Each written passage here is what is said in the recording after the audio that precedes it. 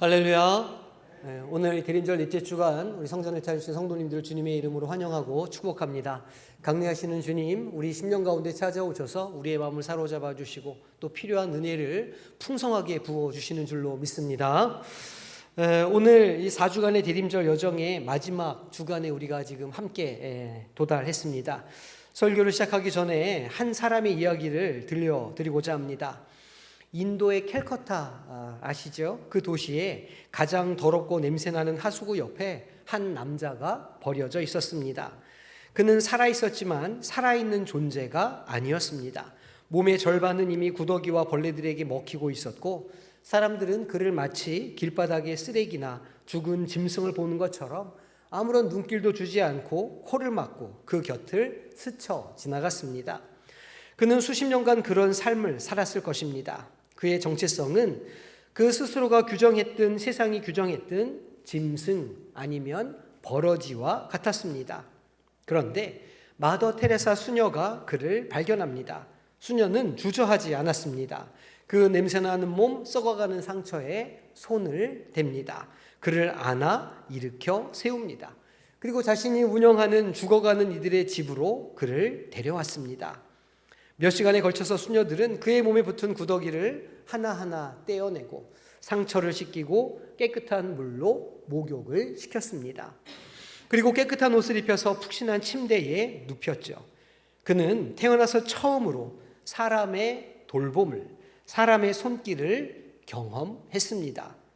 의식이 희미해져 가던 그 남자가 마지막 숨을 거두기 직전에 자신을 돌보아준 테레사 수녀의 손을 붙잡습니다. 그리고는 아주 작은 목소리로 하지만 분명하게 이런 말을 남겼다고 합니다. 수녀님, 저는 평생을 길거리에서 짐승처럼 살았습니다. 그런데 지금 천사처럼 죽어가고 있습니다.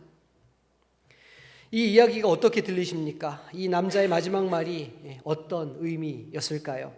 저는 이 이야기를 생각할 때마다 가슴이 먹먹해집니다. 나는 평생을 짐승처럼 살았습니다. 저는 평생을 버림받은 채로 그렇게 있었습니다. 그런데 천사처럼 죽습니다. 이 말은 한 인간이 경험할 수 있는 가장 밑바닥의 절망과 또 가장 꼭대기의 존엄함이 교차하는 성스러운 고백이라 할 수 있죠. 무엇이 그를 짐승에서 천사로 바꾸어 놓았을까요? 그가 죽기 직전에 갑자기 선한 일을 했기 때문입니까? 아닙니다. 아니면 그가 어떤 위대한 깨달음을 얻었기 때문인가요? 그것도 아닙니다. 그는 아무것도 하지 않았습니다. 아무것도 할 수 없었죠. 그는 그저 죽어가고 있을 뿐이었습니다. 그의 정체성을 바꾼 유일한 것은 그가 받을 자격이 있어서 받은 것이 아닌 그가 요구하지도 않았던 그저 일방적으로 쏟아 부어진 사랑이요 헌신이었습니다. 더러워도 괜찮습니다. 조금 썩어가도 괜찮습니다. 여전히 돌봄을 받을 가치가 있는 소중한 존재입니다 라고 말해주는 그 손길, 그런 믿음을 가지고 다가간 누군가, 그가 가지고 있는 그 사랑 때문이었죠. 우리는 어떻습니까? 우리는 캘커타의 하수구에 누워있지 않으니 괜찮은 사람들일까요?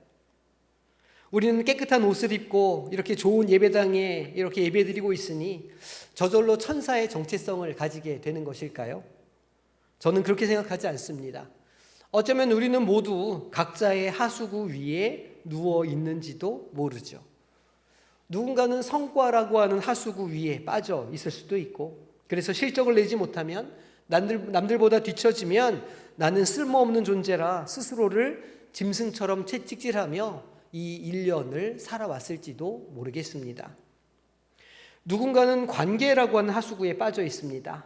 다른 이들의 인정과 친청에 목을 메고 누군가 나를 싫어할까 전전긍긍하면서 사랑받지 못하는 나는 가치없는 존재라 스스로를 그렇게 학대하며 또 1년을 살아오셨을지도 모르지요. 누군가는 과거의 상처라고 하는 하수구에 갇혀있기도 합니다. 나는 안 돼. 내가 뭘 할 수 있겠어? 이렇게 포기하며 절망했던 수많은 언어들, 나를 아프게 했던 그 기억들이 나는 실패자야, 나는 짐승이야 라고 하는 정체성에 그렇게 가둔 채 살아오셨는지도 모르겠습니다. 우리는 그곳에서 모두 필사적으로 노력합니다. 그 하수구에서 빠져나오기 위해, 짐승처럼 보이지 않기 위해서 천사처럼 보이려고 더 비싼 옷을 입고 더 큰 차를 타고 더 높은 자리에 오르려고 발버둥을 치며 살아갑니다. 보십시오. 나는 짐승이 아닙니다. 저는 이렇게 깨끗합니다. 이렇게 잘났습니다. 너는 가치 있는 존재입니다. 라고 세상에 증명하고 싶기 때문입니다. 그런데 그럴수록 우리는 점점 더 지쳐가고 더 공허해집니다. 1년을 돌아와 이 자리에 서보니 과연 1년간 나는 무엇을 했던 것일까? 나는 무엇을 보고 쫓아왔던 것일까? 나는 하수구에서 빠져나왔나? 자문하게 됩니다. 우리는 여전히 발버둥 칠수록 끊임없이 우리의 가치를 우리의 성과와 소유와 우리의 어떤 결과물들로 증명해야 한다는 그런 요구 앞에 서 있기 때문입니다. 여전히 불안합니다. 우리는 오늘 대림절 마지막 초에 불을 붙였습니다. 소망의 촛불, 평화의 촛불, 기쁨의 촛불. 그런데 한번 자기 자신에게 자문해 보시기 바랍니다. 내 정체성이 이렇게 짐승처럼 아니면 버려진 사람처럼 그 중간 어딘가를 오가며 흔들리는데 내가 도대체 무슨 힘으로 소망할 수 있을까? 내가 사랑받을 자격이 없는 존재라고 이렇게 느끼고 있는데 어떻게 다른 이들과 진정한 평화를 나눌 수 있을까? 내가 이룬 것들이 한순간에 무너질까 늘 불안에 전전긍긍하는데 어떻게 세상이 줄 수 없는 기쁨을 내가 누릴 수 있다는 것인가? 소망, 평화, 기쁨, 이 모든 것의 근본이 되는 가장 첫 번째 질문이 해결되지 않았기 때문입니다. 그것은 바로 나는 누구인가? 라고 하는 정체성에 대한 질문이죠. 대림절의 네 번째 촛불은 바로 이 질문에 대한 하나님의 대답이라 할 수 있습니다. 대림절 네 번째 촛불, 이 사랑의 촛불은 나는 누구인가? 라고 하는 우리의 근원적인 질문에 대한 하나님의 응답입니다. 우리는 그 대답을 오늘 본문 로마서 1장 7절에서 찾아볼 수 있습니다. 바울이 로마에 있는 성도들에게 편지를 쓰면서 그들을 이렇게 부릅니다. 로마에서 하나님의 사랑하심을 받고 성도로 부르심을 받은 모든 자에게, 로마에서 하나님의 사랑하심을 받고 성도로 부르심을 받은 모든 자에게. 그냥 이 구절을 아멘 하고 넘어가시면 안 됩니다. 이 짧은 구절 안에 우리가 평생을 붙들고 씨름하는 이 정체성의 문제가, 그 문제 해결책이 마치 암호처럼 감춰져 있기 때문입니다. 한번 자세히 살펴볼까요? 바울은 이 로마 성도들의 정체성을 두 가지로 규정하고 있습니다. 첫째, 하나님의 사랑하심을 받은 자. 둘째, 성도로 부르심을 받은 자. 우리의 평생의 고민이 어디서 생길까요? 우리는 이 순서를 완전히 뒤바꾸어서 생각하기 때문입니다. 우리는 이렇게 생각해요. 내가 열심히 노력해서 내가 성도가 되어야, 내가 착하게 살고 예배도 잘 드리고 헌금도 하고 봉사도 해서 하나님 보시기에 거룩한 성도가 되어야 비로소 하나님이 나를 사랑해 주실 것이라. 그렇죠? 그래서 성도가 되는 것이 우리의 목표가 됩니다. 그리고 하나님의 사랑은 그 목표를 달성했을 때 주어지는 일종의 보상처럼 여기죠. 이것이 바로 세상이 우리에게 가르치는 방식이기도 합니다. 열심히 일해, 성과를 내야 돼. 그러면 사랑받을 거야. 그러면 인정받을 거야. 그러면 회사에서, 직장에서, 일터에서, 가정에서 사랑받을 수 있을 거야 라고 말입니다. 그런데 이 논리에는 아주 무서운 함정이 숨어 있습니다. 만약 내가 성도답게 살지 못하면 어떡하지? 만약 내가 뿌려놓은 씨앗이 없으면 어떡하지? 내가 힘들게 노력하고 애쓰지 않으면 어떡하지? 내가 넘어지고 죄를 짓고 하수구에 빠진 그 남자처럼 그렇게 고독해지고 외로워지면, 그러면 하나님의 사랑은 어떻게 되는 걸까요? 취소되는 건가요? 보류될까요? 그래서 우리가 불안합니다. 사랑받을 자격을 유지하기 위해서 성도라고 하는 타이틀을 지키기 위해서 평생을 교회 안에서도 믿음 안에서도 발버둥치며 살아가게 되는 거죠. 이건 복음이 아니라 또 다른 율법이고 지독한 노동이라고 할 수 있습니다. 그런데 오늘 바울은 우리에게 이 당연한 상식처럼 보이는 이 내용을, 이 순서를 완전히 뒤바꾸어 놓습니다. 다시 볼까요? 바울이 뭐라고 합니까? 성도가 되어서 사랑받은 자들이라 말합니까? 아닙니다. 그는 이렇게 선포하는 거예요. 하나님의 사랑하심을 받고, 과거형이에요. 완료형입니다. 이미 끝났다는 이야기입니다. 그 결과로 성도로 부르심을 받은 자들이라 말하고 있어요. 순서가 정반대입니다. 성도는 우리가 되어야 할 목표가 아니라 하나님의 사랑을 받은 자라고 하는 정체성에서 자연스럽게 흘러나오는 결과이자 신분이라는 겁니다. 이건 참으로 엄청난 차이죠. 엄청난 인식의 전환입니다. 우리의 행위가 우리의 정체성을 결정하는 것이 아니라는 거예요. 우리의 정체성이 우리의 행위를 이끌어낸다는 겁니다. 우리는 사랑받기 위해 거룩해지려고 애쓰는 자들이 아닙니다. 우리는 이미 사랑을 받았기 때문에 거룩하게 살아갈 수 있는 힘을 공급받는 자들이라는 거예요. 하수구에 있던 그 남자가 테레사 수녀의 사랑을 받은 그 순간 그의 정체성이 바뀌는 겁니다. 짐승에서 천사로 바뀌는 거예요. 하나님은 우리가 여전히 죄의 하수구에서 허우적거릴 때, 우리가 여전히 짐승처럼 살고 있을 때, 연약할 때, 죄인 되었을 때, 원수 되었을 때에 일방적으로 무조건적으로 우리를 먼저 찾아오셔서 그의 아들을 내어주시는 방식으로 너는 내 사랑하는 자라, 너는 내 사랑을 받는 자라, 이 말씀을 확증해 주셨습니다. 우리의 정체성을 도장 찍듯이 그렇게 인을 쳐서 확증해 버리신 거예요. 우리의 자격과는 상관없이, 우리의 노력과는 상관없이 우리는 주의 보혈로 인침을 받은 자들이 된 줄로 믿으시기를 소망합니다. 대림절 첫 번째 초에 이 소망의 이 마음은 어디에서 나오게 될까요?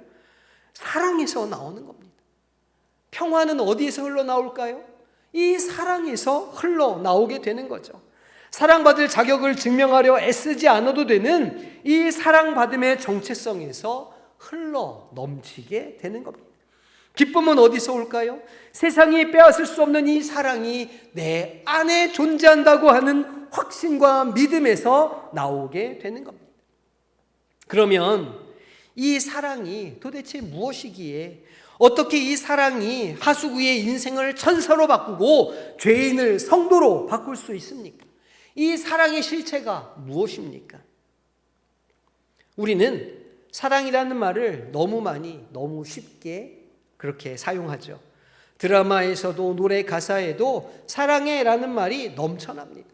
그래서 하나님의 사랑 이렇게 말하면 뭔가 솜사탕처럼 달콤하고 뭔가 따뜻하기만 한 어떤 그런 감정이나 분위기처럼 그렇게 여길 때가 너무 많이 있습니다. 그 사랑이 실체적인 어떤 것이 아니라 느낌으로, 이미지로 우리 안에 있다는 이야기입니다. 그런데 여러분, 캘커타 그 하수구에 버려진 남자를 다시 한번 생각해 보세요. 그 썩어가는 몸, 그 끔찍한 악취 앞에서 그저 감정만으로, 분위기만으로 다가갈 수 있겠습니까? 아유, 불쌍하다.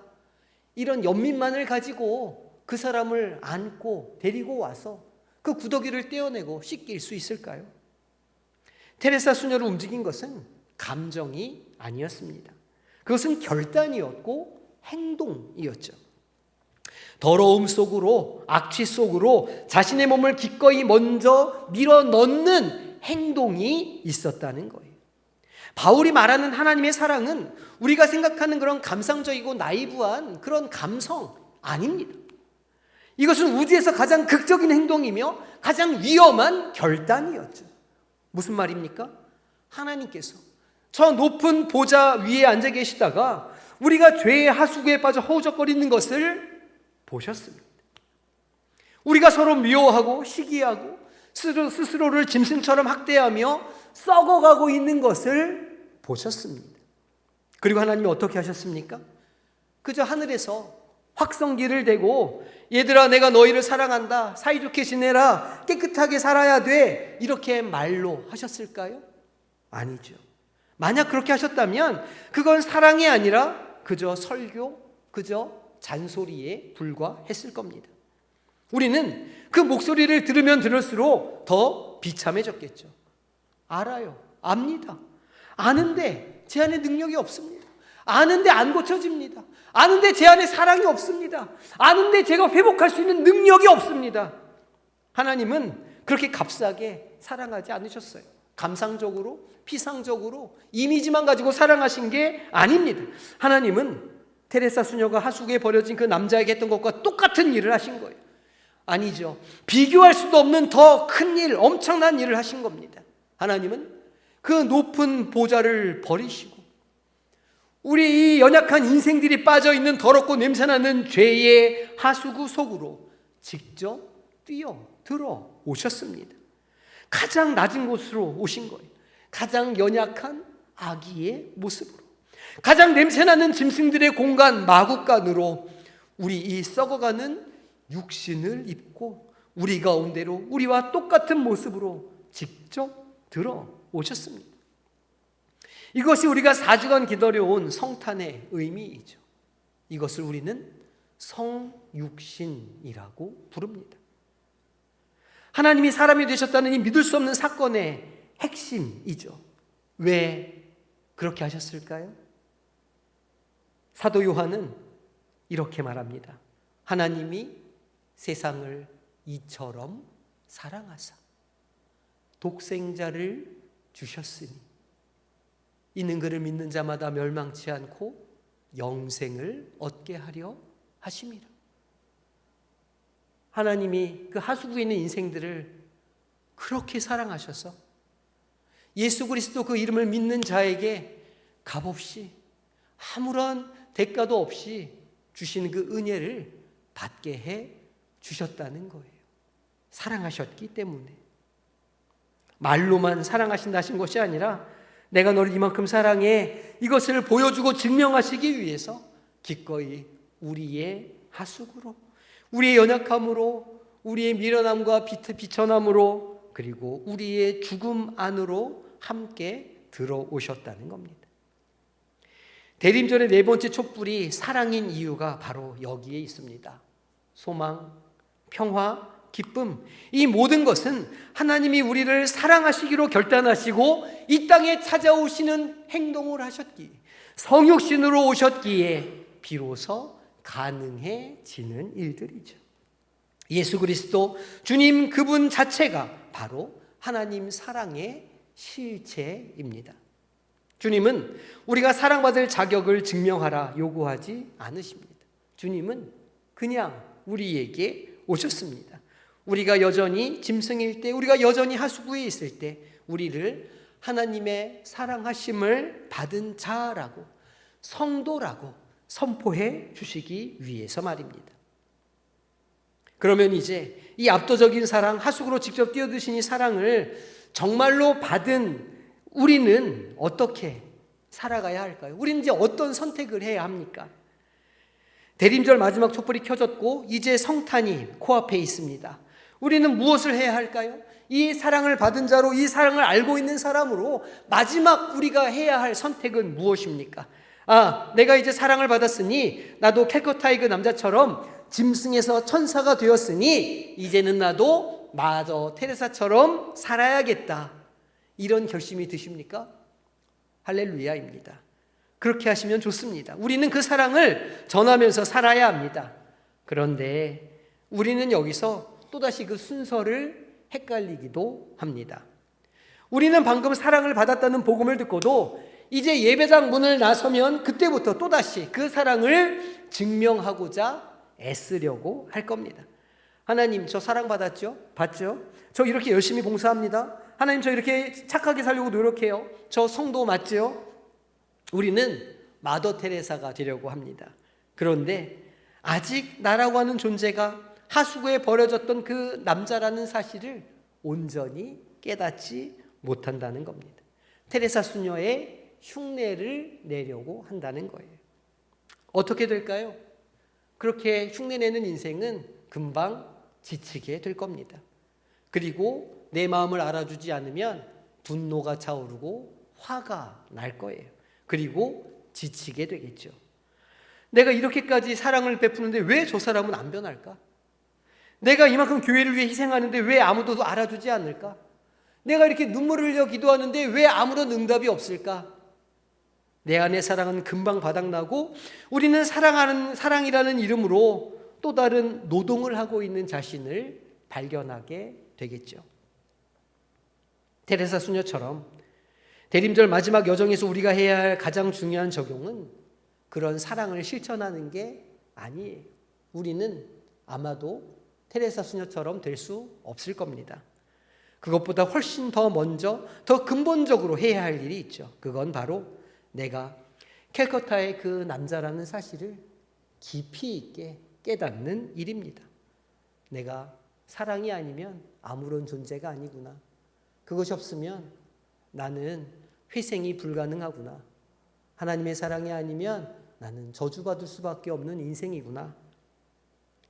나를 닦아주는 그 물수건을 그이는 그저 받아들였습니다. 자신을 가치 있는 존재라고 말해주는 그 눈빛을 그저 수용했죠. 그 사람이 아닙니다 수녀님, 저는 괜찮습니다, 저는 짐승입니다 라며 그 사랑을 거부하지 않았어요. 저에게 손대지 마세요, 저는 더러운 사람입니다 라고 말하지 않았다는 거예요. 그것이 우리의 첫 번째 선택이어야 하는 겁니다. 이것이 대림절 마지막을 완성하는 우리의 유일한 준비가 될 거예요.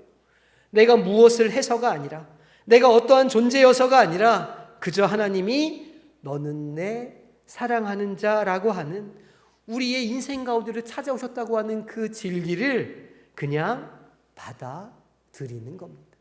내 인생으로 주님이 찾아오셨구나.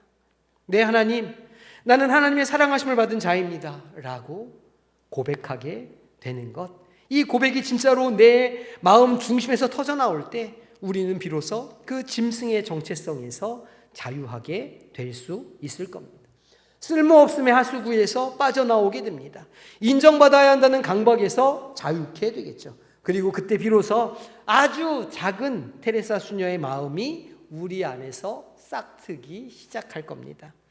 누군가 사랑해야 한다는 의무감이 아니라 내가 받은 사랑이 어떠한가를 알기에, 내 존재가 이미 천사가 되었기에 그 사랑이 나를 통해 그저 흘러넘쳐서 내 옆에 있는 누군가 또 다른 짐승에게, 또 다른 하수구에게로 흘러가게 되는 거죠. 사랑하는 성도 여러분, 4주간 긴 여정을 걸어왔습니다. 우리가 왜 그렇게 소망할 수 있었을까요? 왜 평화할 수 있습니까? 왜 인내하며 기뻐할 수 있었습니까? 오늘 본문이 대답합니다. 우리가 하나님의 사랑을 받은 자이기 때문입니다. 이제 그 사랑의 실체이신 아기 예수님의 강림을 축하하는 날이 다가옵니다. 주님은 우리가 성도가 되기를 기다렸다가 오신 게 아니에요. 우리가 연약할 때, 죄인 되었을 때, 원수 되었을 때 우리를 성도라 부르시려고, 우리를 사랑받는 자로 확증하시려고 우리 더러운 인생 가운데 오셨습니다. 이번 한 주간 다른 어떤 것보다 이 사랑받는 자라고 하는 정체성을 마음 깊이 새기시고 누리시기를 축복합니다. 그리고 그 사랑의 결정체이신 아기 예수 앞에 우리의 가장 진솔하고 정직한 예배와 경배와 찬양을 올려드리는 복된 성탄절을 맞이하시기를 주님의 이름으로 축복합니다.